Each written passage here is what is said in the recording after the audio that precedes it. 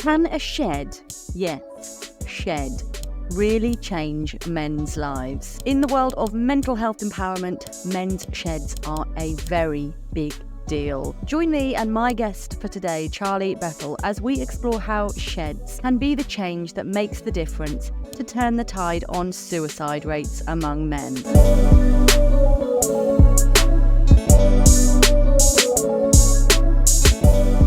Welcome along, I'm Dr. Marianne, a clinical psychologist. I really love working with men therapeutically, and it may or may not surprise you that whilst male suicide rates are higher than female suicide rates, it is in fact females that get diagnosed with depression more often. Why is there this difference between suicide rates between genders? And what can we do that is different when we think about inclusion, when we think about helping men to improve their mental health, to be empowered, to take positive steps that are going to help them achieve a life that feels uplifting, fulfilling, rewarding? If you find this chat useful, please do consider subscribing, liking, commenting below. I hope you find this a really helpful watch.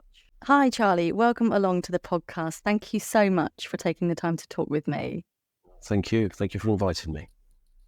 Tell us a little bit about men's sheds and why that is so powerful. So men's sheds safe spaces for men, and it's somewhere where men can go to create or to connect or to just communicate, just talk, as I say. And the majority of men's sheds are woodworking shops, but they'll do metalwork, they'll do 3D printing, they'll do all sorts of things. And then we've got some sheds that just play music, and we've got a shed that is a chicken shed. So they just go, and the group of men there will go and look after chickens. The use of men is a little bit, it's not necessarily completely fair because a number of sheds now have women, but generally there's always a men's only session. And it's that piece that really works. It's magic on the men that go to them. And then there may be mixed sessions or women-only sessions as well. And there are women-only sheds. But we keep men in the title because we're there for men's health, and our vision is healthier and happier men. Yeah, which has a knock-on effect for society as well, for the families and the friends around these men. It does, and many people that come to the shed come because if their wife has taken them down to the shed or their daughters have said that they should go to the shed. And there was one occasion not so long ago where a shed in Reading had a wife come down, drag the husband and say, "I'm going shopping, you're not leaving until you've signed up." And that's very often what happens. And the analogy we use is that if you put 12 men in a square room, which is quite important that it's square, and ask them to talk about their feelings, 6 will leave immediately and the other 6 will try to find the corners of the room. And being men, we can't work out that 6 doesn't go into 4. However, if you put a lawnmower in the room and say, "Fix it," after 2 hours, they will know each other intimately because they will work shoulder to shoulder. They'll talk, they'll know the names of their children, their grandchildren, what ails them. And it has further impact, not only from a mental health perspective, but also from a physical health perspective. And there's lots of examples where shedders have not ganged up on somebody, but subtly convinced them to go to the doctors and sort out an ailment, and it's really seen blind people see. There's been some people that have lost their sight, and actually going to the shed has made them then go to the doctors and resolve those problems. And there are a number of stats we can give you on suicide or on anxiety and depression that it's better than any pill you can get on the NHS. Yeah, it's the inclusion, isn't it? And the being seen and being part of something and feeling heard and feeling like you matter. And so much of what we know about depression can be the opposite of that. Yeah. And it's the sense of purpose. So you go to a shed to make something for yourself, you go to the shed to make something for your family or for friends, and then because you can be on your own in the shed, you don't have to be working with the other shedders. But then there's that sense of purpose when you're making things for the local train station or local school. One shed last year made 17 xylophones for a school. And unfortunately for the children, they then played them to them. But it's just that sense of pride that it gives them and that sense of purpose, which is really important. And I think, that when people talk about, Maslow's hierarchy, that sense of purpose should be in there front and center because it makes all the difference. And we have people say to us, I had a choice, go to the men's shed or die by sofa.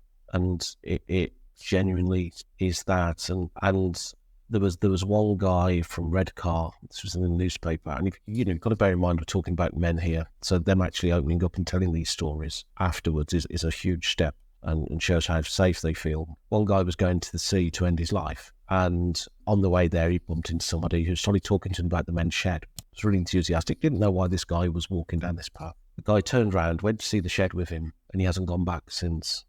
And we hear that story time and time again. And it is about that safe environment. It might take somebody 5-6 times to walk through the door of a shed. It's like they're casing out the joint. But when they do come through, they find a very non-invasive, non-questioning culture, an environment where they could thrive. And as I say, that there are plenty of stories. We did a survey. This is 1,180 sheds across the UK at the moment, and we did a survey asking a number of questions around health and well-being. And one was, do you believe your shed has saved a life?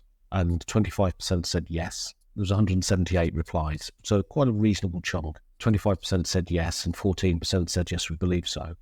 And some of those 25% said yeah, and that includes me. And it wasn't a question of like that you might have felt that way later on to end your life. It was direct, yes, this has saved my life. And if a shed has done one thing and it's done that, then the whole movement's been worthwhile.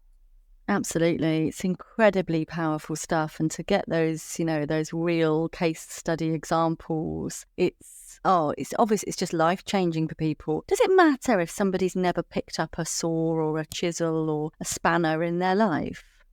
Only for their fingers. No, it doesn't matter. Many people that go to sheds won't have done anything before. So a shed leader will have done, because they just keep a bit of oversight of what's going on, like open the door. Most sheds, if not all, will do some vetting first in terms of, do you know to use this machine? Right, okay, well, let me show you how to do it, and put people through and sign them off on machinery and equipment. The most dangerous tool in a workshop is probably the Stanley knife. No, the sheds will start off with simple projects for people if they've never done anything before. And so bird boxes. So if the WI is Jam and Jerusalem, men's sheds are bird boxes and tea. So there are lots of bird boxes made, but there's lots of wood turning.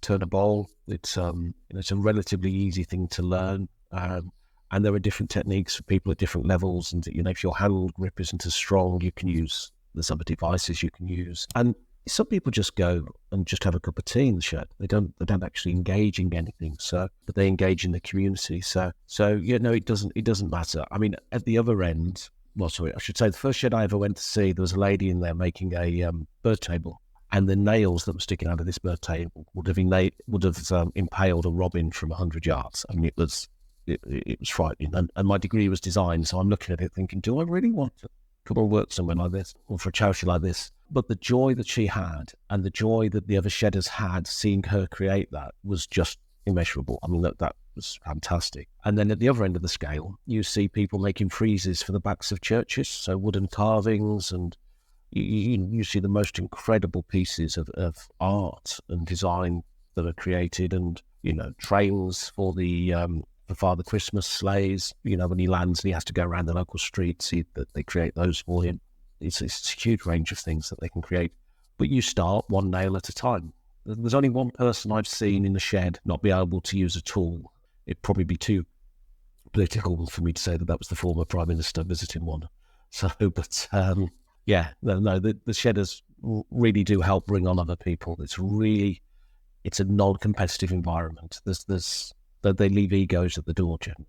Yeah, and there's scope for everybody. Even if you don't get on very well the first time, we can all grow, we can all develop new skills. Yeah, and it's different to say art. I remember this, one of our funders saying to me, telling me off, because I said, it's not too dissimilar to art classes. And she said, no. In an art class, you might be sat next to Constable or next to Pablo Picasso. That would dishearten you. In a shed, you can just be sanding down the wood and get the satisfaction of it. So she was one of our very many advocates. Amazing. And are they all free for people to join and come along to? So they vary. So some sheds ask for a donation. Other sheds might say it's £1 a session. Other sheds might have it's £100 for a year's membership, and then you can pay that over that time. But it's usually by declaration means test it. And if somebody's struggling, the shed will always find a way of keeping them in there. And I think every shed I've ever spoken to would not put the cost as an obstacle for somebody joining. And the UK Men's Sheds Association's founder that was at Camden Shed, set up Camden Shed. And the first guy who came through the door was living on £5 a week. He had an argument with the DHS, whatever they were called at the time. He was mending his own shoes. He was doing all of those activities. And after 3 months, he said to them, "Do you know, I'd have been dead if it wasn't for this place." And it was because they didn't charge, but because they were so welcoming as well. And he had nothing else in his life to go to at that time. He no longer goes to that shed. He's got a job. He's got somewhere to live. It's a very different story because the shed gave him that confidence. And so, yeah, it's an incredible power. And it's been coined as therapy that dare not speak its name, the men's shed. I prefer soft play for men, but it really does have that kind of cheeky impact as well. So. Yeah, so it's a case-by-case, shed-by-shed basis, but finances are not a reason to not go because there's, something can always be done. If you need the shed, then the shed needs you. No, well, the only obstacle is that sheds are at capacity at the moment. So we're trying to help sheds with training and finding other premises and more sheds to open because a lot of sheds have waiting lists, which should never happen. They're trying to open more days where they can, but a lot of sheds are open 5 days a week. And looking at, well, do we do evenings? Do we do weekends? And that's starting to happen around the shed network as well. So that's probably the only barrier that's there at the moment. Okay. And how do people find their closest shed or try and get themselves on a waiting list or see if there's space available? So there's an app on our website, which is mensheds.org.uk. There's a find a shed tool.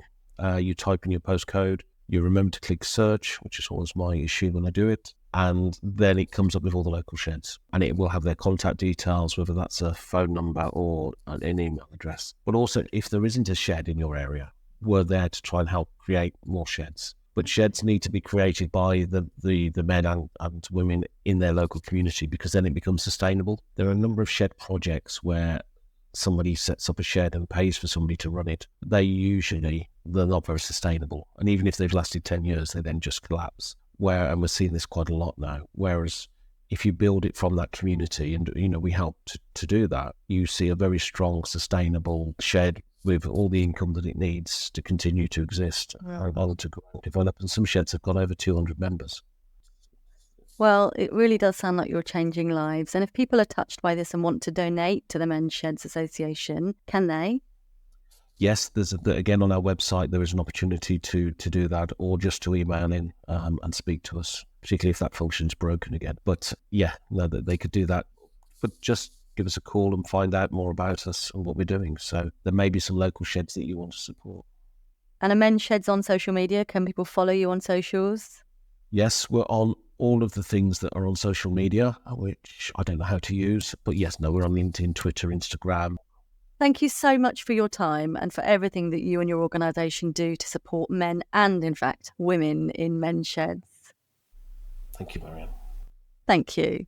Thank you to Charlie and thank you to you for watching. Men's sheds are worth their weight in gold and absolutely demonstrate how community and inclusion can be the difference that makes the difference in men's mental health. Have you found this helpful? I do hope so. Please do like, subscribe, share, tell your friends about this and comment below what resonated with you. What do you think could be the difference that makes the difference? Let's help turn the tide on suicide. Let's strive for zero suicide. It's been my pleasure to speak with you today and I'll look forward to seeing you again soon.